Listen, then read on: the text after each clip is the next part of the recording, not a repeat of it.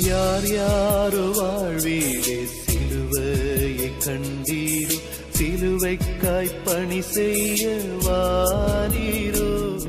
கிறிஸ்துவுக்குள் பிரியமானவர்களையும் SMBM என்ஜிபிஎம் missionary இயக்கத்தின் சார்பிலும் உங்கள் அனைவருக்கும் அன்பான வாழ்த்துக்களை வரவேற்பு கூறி எழுந்து கட்டவும் வாருங்கள் என்கிற நிகழ்வுக்கு உங்களை அன்போடு கூட அழைக்கிறோம்.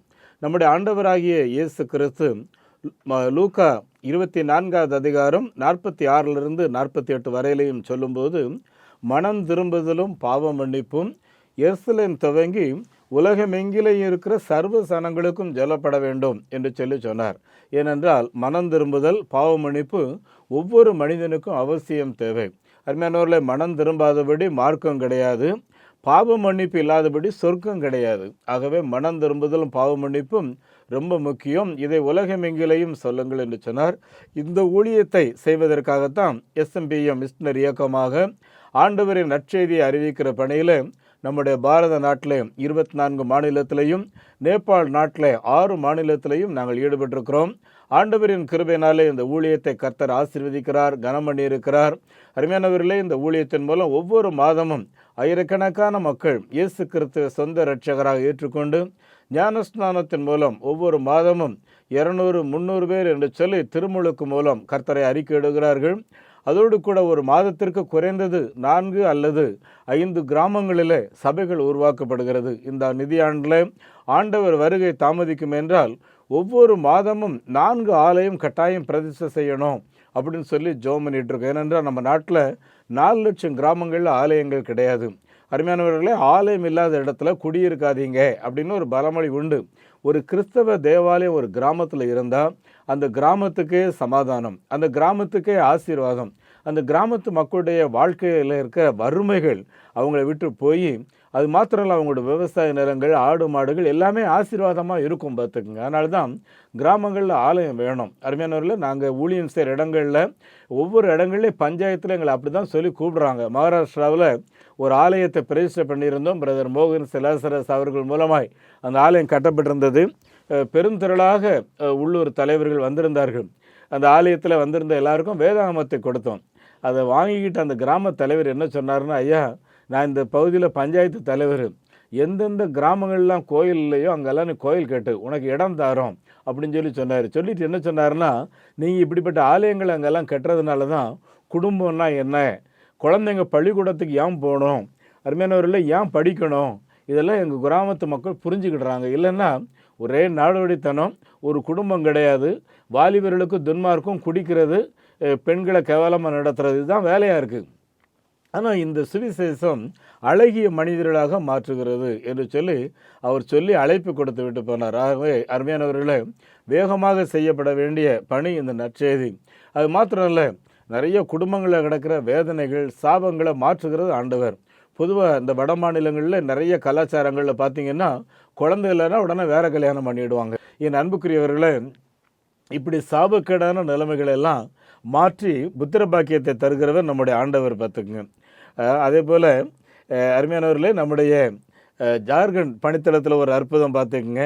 அங்கே பார்த்திங்கன்னா கோகிலா என்ற அந்த சகோதரி, இந்த சகோதரி அசுத்தாவினாலே அலக்களிக்கப்பட்டு மிகவும் வேதனையோடு பணங்களை நிறைய செலவு பண்ணி மந்திரவாதிகள்கிட்ட போய் விடுதலையே கிடையாது, நிம்மதியே கிடையாது. அப்படி இருக்கிற நேரத்தில் தான் நம்முடைய மிஷனரி சியாம் அங்கே இருக்கிறாரு.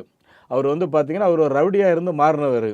ஆகவே அவர் அந்த வீட்டில் போய், ஏம்மா, நானும் இதே மாதிரி தான் அசுத்தாவினால் அலக்களிக்கப்பட்டு ஒரே துன்மார்க்கமாக இருந்தேன், இயேசு வந்தார், என்னை தொட்டார், குணமாக்குனார், நிச்சயமாக உனக்கும் ஒரு விடுதலையை தருவார் அப்படின்னு சொல்லி அந்த கோகிலாவுக்காக உபவாசத்தோடு தேவ சமூகத்தில் ஜபிக்கும்போது அந்த மகள் மேலே இருந்த அசுத்தாவிகள் ஒன்றொன்றாக மிகவும் சத்தமிட்டு அலறி அடித்து கொண்டு ஓட ஆரம்பித்தது. கர்த்தர் அந்த மகளை இன்றைக்கு சுகத்தோடு வைத்திருக்கிறார். என் அன்புக்குரியவர்களே, இயேசு அவருடைய சீசர்களோடு இருந்து அடையாளங்கள், அற்புதங்கள் மூலம் வார்த்தைகளை உறுதிப்படுத்தினார். அப்படிங்கிறத எஸ்எம்பிஎம்முடைய பணிமையங்கள் எங்கிலேயும் தேவன் செய்து கொண்டிருக்கிறார். ஆகவே இந்த மிஷனரி இயக்கத்துக்காக தொடர்ந்து ஜெபம் பண்ணுங்க.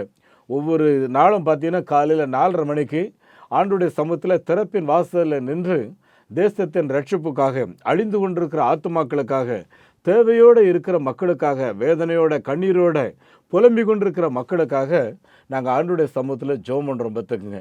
அருமையானவர்களே, இந்த ஜெபத்தை கேட்டு தான் ஆண்டவர் பெரிய காரியங்களை செய்கிறாரு. இந்த வார்த்தைகளை கேட்டுக்கொண்டிருக்கிற உங்கள் வாழ்க்கையிலையும் கர்த்தர் பெரிய காரியங்களை செய்வார். அருமையானவர்களே, நாம் பணிமையங்களிலே இப்படி நற்செய்தி அறிவிக்கிறது மாத்திரம் இல்லை, நம்முடைய விசுவாசிகளுடைய பிள்ளைகள் தரமாக படிக்க வேண்டும் என்பதற்காக குழந்தைகளை படிக்க வைத்து கொண்டிருக்கிறோம். அதே போல் பெண்களுக்கு வருமானம் அதிகரிக்க வேண்டும் என்பதற்காக பெண்களுக்கு டெய்லரிங், அதோடு கூட பேசிக் கம்ப்யூட்டர் நாலேஜை நாங்கள் கொடுத்து கொண்டிருக்கிறோம். இதெல்லாம் எதுக்காக செய்கிறோன்னு பார்த்தீங்கன்னா, கிறிஸ்துவை ஏற்றுக்கொண்ட பின்பு அவர்கள் தவறான வாழ்க்கை வாழ முடியாது. அதே சமயம் வருமானம் பெருகணும். அப்போ இந்த சமுதாயத்தில் ஒரு அந்தஸ்தில் இருக்க முடியும். ஆகவே அவர்களுக்கு வருவாய் பெறுவதற்கு சில காரியங்களை செய்து கொண்டிருக்கிறோம். அருமையானவர்களே, இந்த காரியங்களுக்காகலாம் ஜெபித்து கொள்ளுங்கள். இவளுக்கெல்லாம் நிறைய தேவைகள் உண்டு.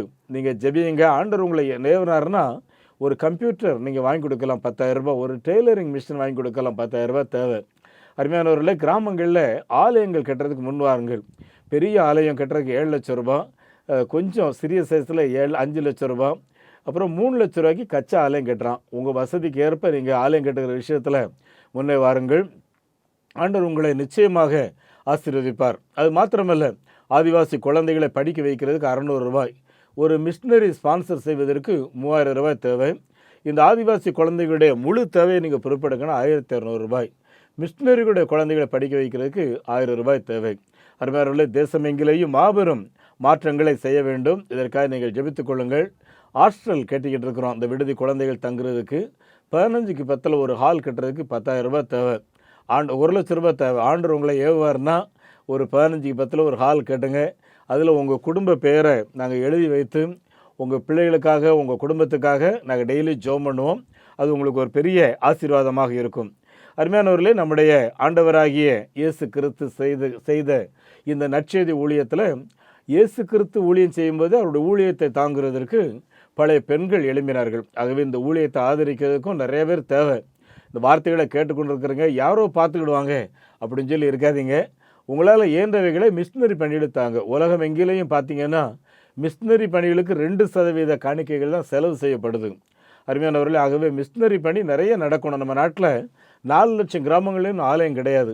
98% மக்கள் மெய் கடவுளை தேடி ரோடாக போயிட்டு இருக்காங்க. அப்படி இருக்கும்போது நம்ம அவங்களுக்கு நற்செய்தியை சொன்னால் தான் இந்த ஜனங்களுக்கு ஒரு விடுதலை கிடைக்கும். ஆகவே இந்த நற்செய்தி ஊழியத்தில் அருமையான எழும்பி வாருங்கள்.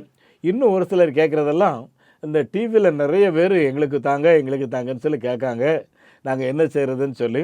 அருமையான எங்களை பொறுத்தவரையிலையும் நீங்கள் படிமளத்துக்கு வாருங்கள். அங்கே நடக்கிற ஆலய கட்டுமான காரியங்களை பாருங்கள். ஆலய பிரசிடத்தில் பங்கு பெறுங்க. விடுதி குழந்தைகள் எப்படி படிக்கிறாங்கன்னு பாருங்கள். செய்கிற ஊழியத்தை நீங்கள் பார்த்து விளைவுகளை பார்த்து ஊழியங்களை நீங்கள் சப்போர்ட் பண்ணுங்கள்.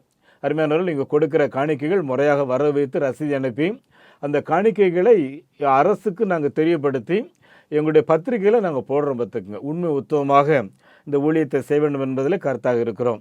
அருமையானவர்களே, இந்த மிஷினரி ஊழியத்தை உங்களுடைய ஃப்ரெண்ட்ஸுக்கு நீங்கள் அறிமுகப்படுத்துங்க. நம்பிக்கை தொலைக்காட்சியில் இப்படி செய்தி வர்றதை அவங்களுக்கு சொல்லுங்கள். அதை யூடியூப்பில் அனுப்புகிறோம், அதை உங்களுக்கு அனுப்பி பார்க்க சொல்லுங்கள். மேகசின் மாதந்தோறும் அனுப்புகிறோம். அந்த மேகசினை உங்களுக்கு வரலன்னா நீங்கள் உங்களுடைய வாட்ஸ்அப் நம்பர் கொடுத்தீங்கன்னா நாங்கள் உங்களுக்கு அனுப்பி வைப்போம். நீங்கள் அதை உங்களுடைய ஃப்ரெண்ட்ஸுக்கெல்லாம் நீங்கள் ஃபார்வேர்ட் பண்ணுங்கள். இந்த ஊழியத்தை மற்றவர்களுக்காக நீங்கள் அறிமுகப்படுத்துறது மூலமாக கூட நீங்கள் மிஷினரி ஊழியத்தில் ஒரு பங்காளர் ஆகிறீர்கள். இயேசு கிறிஸ்து வரும்போது லூக்கா 15:10 சொல்லியிருக்கிறாரு, மனம் திரும்புகிற ஒரு பாவி நிமித்தம் பரலோகத்தில் மிகுந்த சந்தோஷம் உண்டாயிருக்கும். வேறு எதுலேயும் சந்தோஷமே கிடையாது. அப்படின்னா இந்த மனம் திரும்புதலின் ஊழியத்தை நம்ம எல்லாரும் சேர்ந்து செய்வோம். வாருங்கள், கர்த்தர் உங்களை ஆசீர்வதிப்பாராக. அன்புக்குரியவர்களே, எங்களுடைய ஊழியங்களை ஆதரிக்கிறதற்கு எங்களுடைய அக்கௌண்ட் நம்பரை குறித்து வைத்துக் கொள்ளுங்கள். ஸ்டேட் பேங்க் ஆஃப் இந்தியா, நெகேமியா new generation partaker movement, state bank of India. இந்த அக்கௌண்ட்டில் உங்களுக்கு 80G எக்ஸப்ஷன் இருக்கிறது. நீங்கள் கொடுக்குற சிறப்பு நன்கொடைகளுக்கு அதை 80Gயில் நீங்கள் கிளைம் பண்ணிக்கொள்ளலாம். Account number 42 17 80 20 691. IFSC code SPIN 00061767. எங்களுக்காக ஜெபித்துக் கொள்ளுங்கள். எங்களுடைய தொலைபேசி எண் 9447375550 9043867550. அன்புக்குரியவர்களே, இந்த நாளில் உங்களோடு கூட தேவனுடைய படைப்புகள் ஒன்றை ஒன்று சார்ந்து செயல்படுகிறது என்பதை குறித்து உங்களோடு கூட நான் பேச விரும்புகிறேன். அருமையானவர்களே, கடவுள் ஆதியிலே உலகத்தை படைக்கும்போது ஆதியாகமம் 1வது அதிகாரம் 25 வசனத்தில் வாஸ்து பார்த்தீங்கன்னு சொன்னால், தேவன் பூமியில் உள்ள ஜாதி ஜாதியான காட்டு மிருகங்களையும் ஜாதி ஜாதியான நாட்டு மிருகங்களையும் பூமியில் ஊறும் பிரயாணிகள் எல்லாவற்றையும் உண்டாக்கினார். தேவனும் அது நல்லது என்று கண்டார். 31 வசனத்தில் சொல்லும்போது, தாம் உண்டாக்கின எல்லாவற்றையும் கர்த்தர் பார்த்தார், அது மிகவும் நன்றாக இருக்கிறது என்று அவர் கண்டார். அதாவது முதல்ல நல்லது என்று கண்டார், இப்போ மிகவும் நன்றாக இருக்கிறது என்று கண்டார். அப்படின்னா என்ன அர்த்தம்னு சொல்லி பார்த்தீங்கன்னா, அவருடைய படைப்புகள் ஆண் பெண்ணாக உருவாக்கினது, மரங்கள் செடிகளை உருவாக்கினது, மிருகங்களை உருவாக்கினது, எல்லாமே அழகாக இருந்தது. என் அன்புக்குரியவர்களே, இந்த அழகாக இருந்தது என்று சொல்லுகிற இந்த நேரத்தில் நம்ம யோசிக்க வேண்டிய ஒன்று பார்த்தீங்கன்னா, இவைகள் ஒன்றோடு ஒன்று இணைந்து செயல்படுகிறவைகளாக இருக்கிறது. பார்த்துக்குங்க, அருமையான பகல்னு ஒன்று இருந்தால் தான் வேலை செய்ய முடியும், இரவுன்னு ஒன்று இருந்தால் தான் நாம் ஓய்வு எடுக்க முடியும். பார்த்துக்குங்க இல்லையா? ஆக பகலும் வேணும், இரவும் வேணும். அதே போல் வெயில் காலமும் இருக்கணும், பனி காலமும் இருக்கணும். அப்போ தான் விவசாயத்துக்கு அது ரொம்ப உறுதுணையாக இருக்கும்.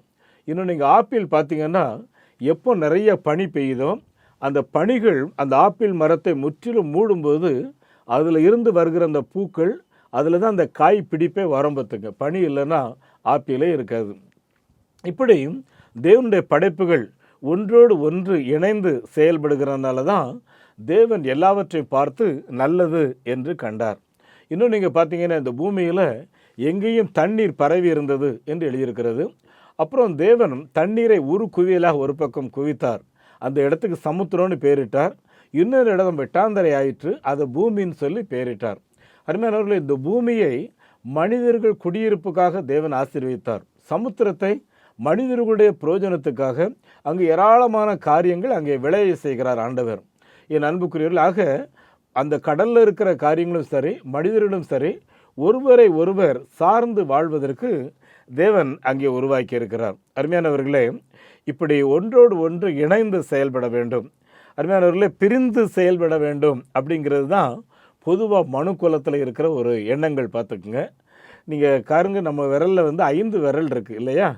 இந்த 5 விரலை எடுத்துக்கிட்டிங்கன்னா ஒரு விரல் கூட தனியாக செயல்பட முடியாது. பார்த்துக்குங்க, எல்லா விரலுமே ஒன்றா சேர்ந்தால் தான் ஒரு பலனாக இருக்கும். பார்த்துக்குங்க அருமையானவர்களே, இந்த பெரு விரலுக்கு ரொம்ப வேலையே இருக்காது.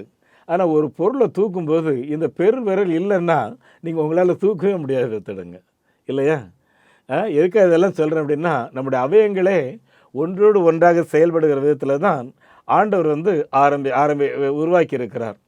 அதே போல் இந்த விதைகள் இருக்குது பார்த்தீங்களா, விதைகள், இந்த விதைகள் பூமியில் கலக்கப்படணும். அப்போ தான் அது முளைச்சி அது பலன் கொடுத்து மிகுந்த பலனை அது கொடுக்க முடியும். என் அன்புக்குரியவர்களை, இப்படி தேவனுடைய ஒவ்வொரு படைப்புகளும் ஒன்றோடு ஒன்று இணைந்து மிக சிறப்பாக செயல்படுகிறது. சரியா? இப்போது தேவன் மனிதனை படைக்கிறார். இந்த மனிதனை படைக்கும்போது எப்படி படைச்சார்னு எழுதியிருக்குன்னா பைபிளில், அவருடைய சாயலில் படைச்சாராம். ஏதோ ஒரு மிருகத்தை போல் படைக்கலை.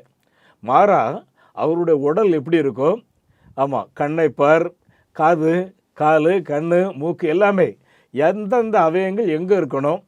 நம்ம காது பார்த்திங்கன்னா கொஞ்சம் வித்தியாசமாக இருக்குது. காரணம் என்னென்னா, செவிகளை அப்படியே உள்ளே வாங்கிக்கிறதுக்கு, செய்திகளை கேட்டு வாங்குறதுக்கு. அதனால தான் இப்படி வச்சுருக்காரு. இது இல்லைன்னு வைங்களேன், எல்லாம் அப்படியே போயிடும், உள்ள ஒன்றும் போகாது.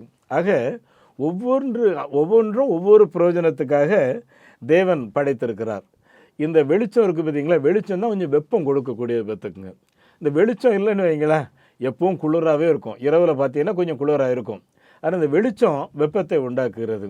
அருமையானவர்களே, இந்த வெளிச்சமும் அருமையானவர்களே, இரவும் ரொம்ப நம்ம எல்லாருக்குமே தேவை. இதெல்லாம் ரொம்ப விலைக்கு சொல்ல வேண்டிய அவசியம் கிடையாது. நான் உங்களை நேசித்தது போல நீங்களும் ஒருவரை ஒருவர் நேசியுங்கள் என்று அவர் தம்முடைய சீசர்களுக்கு கட்டளை கொடுத்து, நீங்கள் இப்படி ஒருவரை ஒருவர் நேசிக்கிறதுனால நீங்கள் என்னுடைய சீசர்கள் என்பதை உலக மக்கள் அறிந்து கொள்வார்கள் அப்படின்னு சொல்லி சொல்கிறாரு. பார்த்துக்குங்க என் அன்புக்குரியவர்களே, ஆக நம்ம ஒரு வித்தியாசமானவர்களாக வாழ வேண்டும்.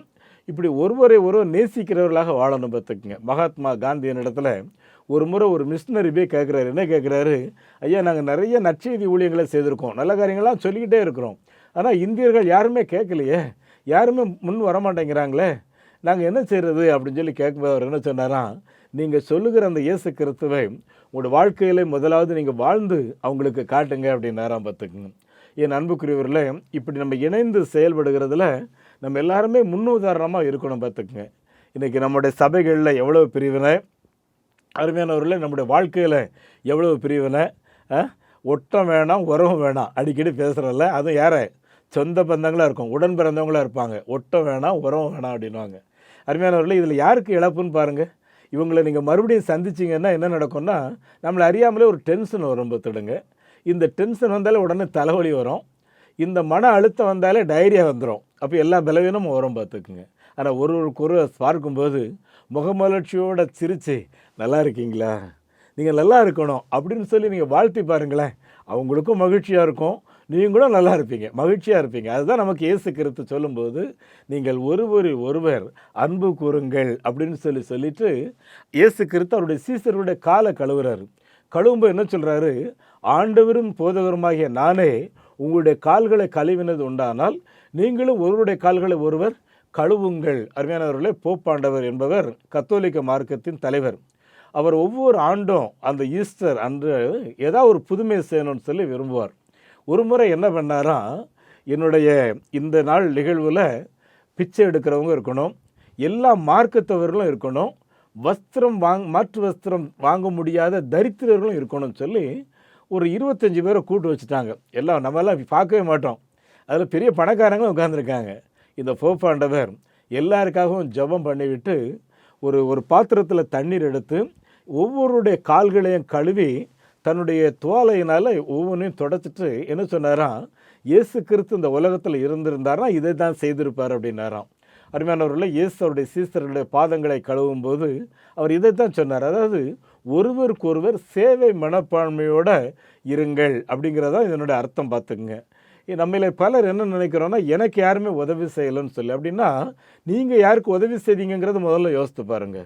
அன்புக்குரியவர்களே, நாம் மற்றவர்களுக்கு உதவி செய்தோன்னா அந்த அளவு நமக்கு அப்படியே திருப்ப அளக்கப்படும். நீங்கள் எந்த அளவினால் அளக்கிறீர்களோ அந்த அளவினாலே உங்களுக்கும் அளக்கப்படும்னு ஆண்டவர் சொல்கிறார். மனுஷன் எதை விதைக்கிறானோ அதை தான் அறுப்பான். நம்முடைய ஆண்டவராகிய இயேசு கிறிஸ்து இது நம்முடைய வாழ்க்கையில் செயலாக்கத்தில் கொண்டு வர்றதுக்கு என்ன ஆலோசனை சொல்கிறாருன்னா, யோவான் 15வது அதிகாரம் 4, 5 ஆகிய வசனங்களை வாசித்தீங்கன்னா, நீங்கள் என்னிலே நிலைத்திருங்கள், நான் உங்களிலே நிலைத்திருப்பேன். சரியா? இயேசு கிறிஸ்து இல்லாமல் நம்மால் ஒரு நன்மையும் செய்ய முடியாது. அப்படின்னா இயேசு கிறிஸ்துவோட தினமும் நம்ம இருக்கணும், அவருடைய குணம் நம்மகிட்ட இருக்கணும், அவருடைய பண்புகள் நம்மகிட்ட இருந்தால் மாத்திரம்தான் அவரை இந்த உலகத்துக்கு வெளிப்படுத்த முடியும். நாம் கனிகளை நாம் வெளியே நம்ம சொல்ல முடியும். பத்திருக்கு அருமையானவர்களே, பரிசுத்த பவுல் இந்த பூமியில் ஆண்டோடைய ஊழியத்தை செய்தார். அவர் அந்த ஊழியத்தை செய்யும்போது பார்த்தீங்கன்னா தனித்து செய்யலை. நீங்கள் அவருடைய கடிதங்கள் ஒவ்வொன்றையும் பின்னால் நீங்கள் வாசித்து பார்த்தீங்கன்னா, ஆக்கிலாவுக்கும் பிரிஸ்கில்லாவுக்கும் என் அன்பு வாழ்த்துக்கள், என் தாயாகிய ரூபியை நான் வாழ்த்துகிறேன், கெங்கேயோர திருச்சபையின் தலைவியாகிய பேயோளை நான் வாழ்த்துகிறேன் அப்படின்னு சொல்லி ஒவ்வொரு கடிதத்திலையும் ஒவ்வொருத்தருடைய பேரை எழுதியிருப்பார். அப்படின்னா என்னென்னா, அவர் அந்த ஊழியத்தை செய்தாலும் அவர் தனித்து செய்யாமல் ஒரு குழுவோடு சேர்ந்து எல்லாரையும் உற்சாகப்படுத்தி அவர் சிறப்பாக அவர் செய்கிறாரு. இன்னும் ரோமர் 16வது அதிகாரம் 4வது வசனத்தில் சொல்லும்போது பார்த்தீங்கன்னா, அவர் ஆக்கில்லான் பிரிஸ்கில்லாவை குறித்து சொல்லும்போது, அவர்கள் என்னுடைய உயிரை காப்பாற்றுவதற்காக தங்களுடைய உயிரை பணைய வைத்தார்கள், நான் அவர்களுக்கு நன்றி கடன் பட்டுள்ளேன் என்று சொல்லிவிட்டு இன்னொரு காரியத்தை சொல்கிறாரு.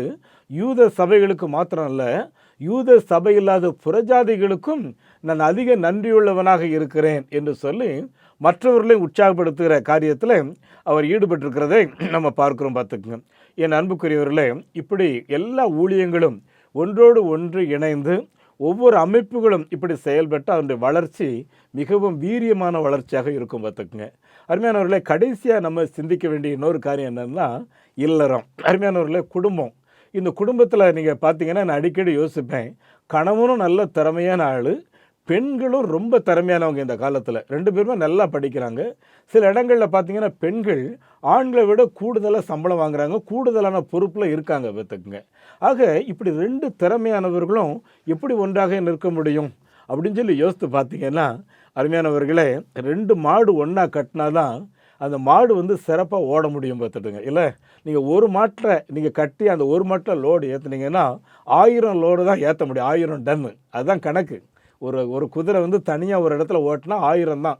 ஆனால் 2 குதிரை ஒன்றா இணைச்சாச்சுன்னா 16,000 டன் ஓட்டலாம் அப்படின்னு சொல்லி பைபிள்லேயே எழுதியிருக்கு. இதுதான் சரித்திர உண்மை, உங்கள் எல்லாருக்கும் தெரியும். அப்படின்னா 2 திறமையானவர்களும் ஒன்றா இணைஞ்சிட்டிங்கன்னு வைங்களேன், மகாபெரிய காரியத்தை செய்யலாம். மாறா நீ எனக்கு லாய்க்கு இல்லை, நீ எனக்கு தகுதி இல்லை, அப்படி தான் நிறைய பேர் நம்ம யோசிக்கிறோம். பார்த்துக்குங்க, நிறைய பேர்கிட்ட இன்ஃபியாரிட்டி காம்ப்ளெக்ஸ். அருமையானவர்களே, கடவுள் தான் நம்மளை இணைச்சிருக்கிறார் அப்படிங்கிறத ஒரு என்கரேஜ்மெண்ட்டாக இல்லாமல் ஒரு டிஸப்பாயிண்டடோட நம்ம நிறைய நேரங்களில் பேச ஆரம்பிக்கிறோம். என் அன்புக்குரியவர்களே, சற்று யோசித்து பாருங்கள். இந்த பைபிளை பொறுத்த வரைக்கும் கணவன் தான் சரீரம் அப்படின்னு சொல்லுது. அப்புறம் இந்த கணவன் தான் தலை அப்படின்னு சொல்லி பைபிள் சொல்லுது. பார்த்துருங்க, அப்படின்னா குடும்ப வாழ்க்கையில் நீங்கள் எவ்வளோ தான் திறமையானவங்களாக இருந்தாலும் சரி, தலைவர் யார்? உங்கள் ஹஸ்பண்டு தான். அதை மறக்காதீங்க. விக்டோரியா மகாராணி அம்மையார் குறித்து நிறைய நல்ல காரியங்களை சொல்லுவாங்க. அந்த அம்மா ஒவ்வொரு நாளும் அவங்க கணவர் எடின்பரோ என்பவருக்கு அந்த சாப்பாடை எடுத்து வைப்பாங்களாம். ஒரு நாள் அதை அவர் கேட்குறாரு, அம்மா நீ உலக மகாராணி, நீ போய் எனக்கு சாப்பாடு எடுத்து வைக்கிற சரிதானான்னு சொல்லி. அதுக்கு அந்த அம்மா சொல்லுவாங்களாம், நீங்கள் சொல்கிறது உண்மையாக இருக்கலாம், நான் உலகத்துக்கு மகாராணியாக இருக்கலாம், ஆனால் இந்த வீட்டில் இங்கே இருக்கிற ஆண் மகனுக்கு நான் தான் மனைவி, நான் தான் அவருக்கு செய்ய வேண்டிய கடமையை செய்யணும் அப்படின்னு சொல்லி சொல்லுவாங்களாம். பார்த்துக்குங்க அருமையானவர்களே, ஒருவேளை உங்கள் கணவருடைய சாப்பாட்டுக்கு தட்டை கழுவுங்க, எச்சி சாப்பாடை சாப்பிடுங்க அப்படிங்கிறதெல்லாம் என்னுடைய இது இல்லை. ஒருவரை ஒருவர் மனப்பூர்வமாக நேசித்து மனப்பூர்வமாக கண்ணியப்படுத்தி ஒருவருக்கொருவர் மனப்பூர்வமாக மன்னிக்கணும். பார்த்துக்குங்க, நீ அன்னைக்கு இப்படி பண்ணல, அதனால தான் இப்படி பண்ணேன் அப்படின்ற மாதிரி பழிவாங்கும் குணத்தை குடும்ப வாழ்க்கையில் நம்ம செயல்படுத்த முடியாது.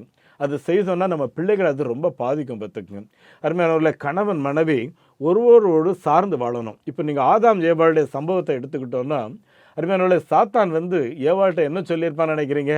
நீ எப்போ உன் கணவன் பழம் கொண்டு வருவான் அப்படின்னு எதிர்பார்த்து காத்திருக்கிறல்ல, அப்படி காத்திருக்க வேண்டிய அவசியம் இல்லை.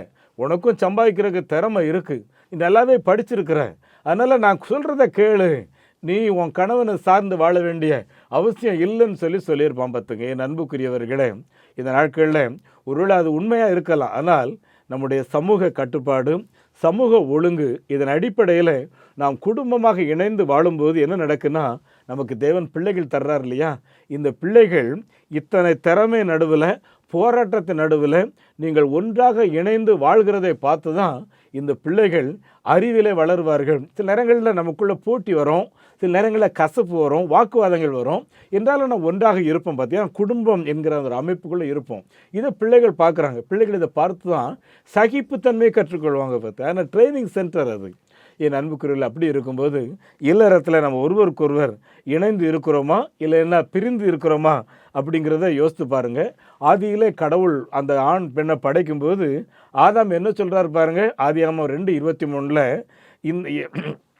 நீ என்னை போலவே ஒருத்தி, என்னுடைய எலும்பிலிருந்து நீ எலும்பாக எடுக்கப்பட்டவள், என்னுடைய உடலிலிருந்து நீ உடலாக எடுக்கப்பட்டவள், ஆகவே நீ மனுஷி என்று அழைக்கப்படுவாய் அப்படின்னு சொல்லி புதிய மொழிபெயர்ப்பில் சொல்லுது. அப்படின்னா என்னுடைய உடல் தான் நீ, என்னுடைய எலும்பு தான் நீ. அப்படின்னா உங்கள் மனைவியோ இல்லைன்னா உங்கள் கணவனுக்கோ ஒரு சின்ன பலவீனம்னா அந்த நேரத்தில் நம்ம எப்படி அவங்களுக்கு நம்ம உதவிகரமாக இருக்கிறோம், மோட்டிவேட்டடாக இருக்கிறோம் அப்படிங்கிறத நீங்கள் யோசித்து பாருங்கள். நிறைய நேரங்களில் ஏதோ ஒரு தப்பு நடந்துட்டுனா உண்மையிலேயே மனம் உடஞ்சி போய் தான் இருப்பார், இல்லைன்னா நம்ம உடஞ்சி போய் தான் இருப்போம். அப்படிப்பட்ட நேரத்தில் எப்படி நம்ம அவங்கள மோட்டிவேட் பண்ணுறோம் அப்படின்னு சொல்லி யோசித்து பாருங்களேன்.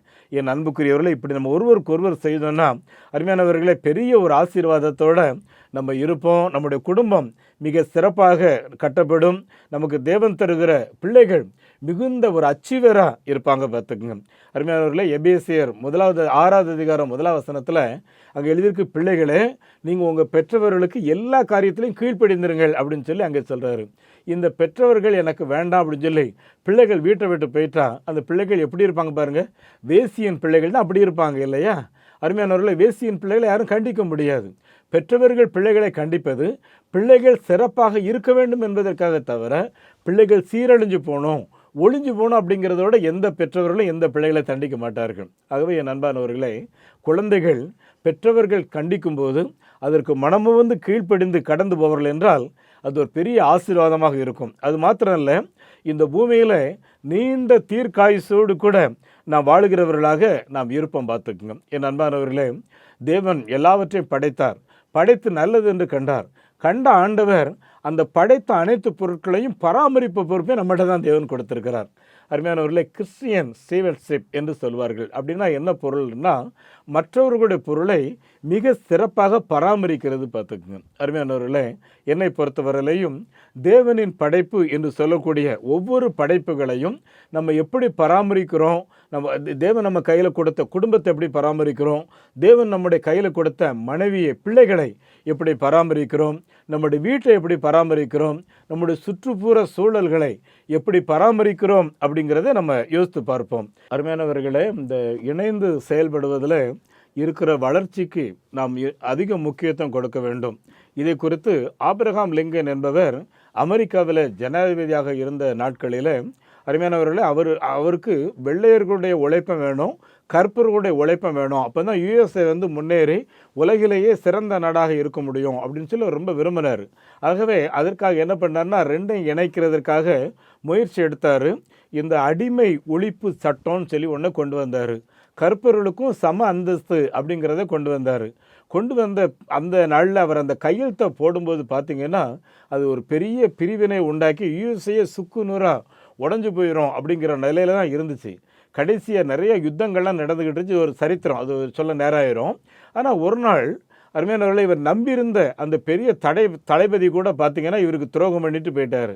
ஆகவே ஆபிரகாம் லிங்கனுக்கு இப்போ மனசில் என்ன இருந்துச்சுன்னா, இன்றைக்கி யுஎஸ்ஏ ஒன்றாக இணைக்கணும்னா கர்த்தர் இறங்கி வந்தால் மாத்திரம்தான் இணைப்பு நடக்கும், இல்லைன்னா சின்ன பெண்ணாக ஆகிறத யாரும் தவிர்க்க முடியாதுன்னு சொல்லி வேறு வழியே இல்லாமல் ஒரு பொறுப்பில்லாத ஒரு குடிகாரன் கையில் பொறுப்பை கொடுத்துட்டு நேரே போய் முழங்கால் படியிட்டு, இயேசுவே எங்களுடைய யுஎஸ்ஏ நீர் ஆசீர்வதியும், எப்படியாவது எங்களுடைய தாய்நாடு எல்லாருடைய உழைப்போட சிறந்த நாடாக இருக்கணுங்கிற ஒரே நோக்கத்துக்காக தான் இதை நான் செய்திருக்கிறேன்னு சொல்லி அழுது அழுது முழுவதும் ஜெபம் பண்ணுறாரு. பார்த்துக்குங்க அருமையானவர்களே, அவர் ஜெபம் பண்ணிகிட்டு இருக்கும்போதே சத்தம் கேட்குது, கதவை தட்டுற சத்தம். கதவை திறக்கிறாரு, வெளியே வராரு. யுஎஸ்ஏ ஒரே நாடாகிவிட்டது, எதிரிகள் எல்லாரும் சரணாகதியாகிவிட்டார்கள்ங்கிற செய்தி வருது. உடனே இவருக்கு ரொம்ப சந்தோஷம்.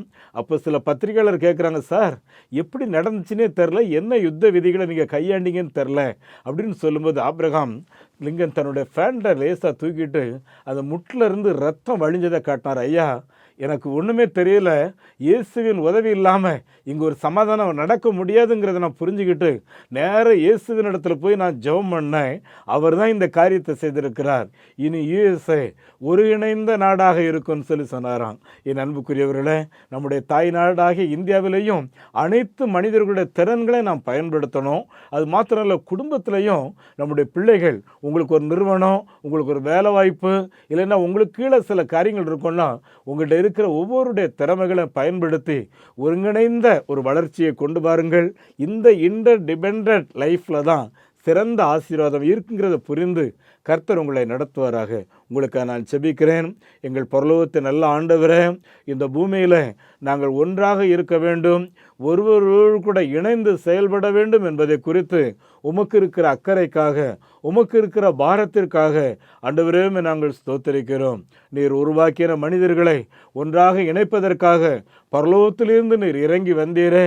இதை இந்த பூலோகத்தில் இருக்கிற ஒவ்வொருவரும் புரிந்து கொண்டு ஆண்டவரை ஒருவரை ஒருவர் நேசித்து ஒருவரை ஒருவர் மன்னித்து இணக்கமாய் வாழக்கூடிய கிருபைகளை எல்லாருக்கும் நீ தந்தரல வேண்டும் என்று சொல்லி நான் ஜெபிக்கிறேன். ஆண்டவரே, இதெல்லாம் சாத்தியமா, இதெல்லாம் நீங்கள் சொல்கிறத கடைபிடிக்க முடியுமான்னு சொல்லி நிறைய பேருடைய இருதயத்தில் கேள்வி இருக்கு. ஆண்டவரே, யுஎஸ்ஏல ஆபிரகாம் லிங்கன் செய்த ஜெபத்தின் விளைவாக ஏற்பட்ட அந்த ஐக்கியத்தையும் இன்றைக்கு உலகமே போற்றும் அளவுக்கு உயர்ந்த அந்தஸ்தோடு அந்த நாட்டை வைத்திருக்கிறீரே, அதே போல் எங்களுடைய நாட்டையும் எங்களுடைய நிறுவனத்தையும் எங்களையும் வைக்கும் முடியும். அந்த பாக்கியத்தை நாங்கள் பெற்றுக்கொள்வதற்கு எங்களுக்குள்ளாக ஒருங்கிணைந்த ஆண்டவரே, ஒருவரோடு கூட ஒருவர் இணைந்து செயல்படக்கூடிய அந்த மனதை இயேசுவே தர வேண்டும் என்று சொல்லி ஜெபிக்கிறோம்.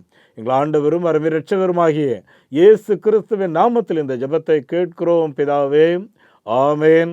நம்முடைய ஆண்டவர் இயேசு கிறிஸ்துவனுடைய கிருபையும் பிதாவாகிய கடவுளின் அன்பும் பரிசுத்த ஆவியானவரின் பராமரிப்பு நடத்தல் ஆசீர்வாதம் நம் அனைவரோடும் என்றும் என்றும் சதா காலங்களிலேயும் தங்கியிருப்பதாக, ஆமேன். இந்த மாபெரும் நற்செய்தி பணியில் ஒரு ஆதிவாசி குழந்தைய நீங்கள் 600 ரூபாய் கொடுத்து படிக்க வைக்கலாமே, உங்களால் ஏன்ற தொகையை கொடுத்து ஒரு ஆலயங்கள் கட்டுவதற்கு தீர்மானம் எடுக்கலாமே, உங்களுடைய பங்குகள் என்ன?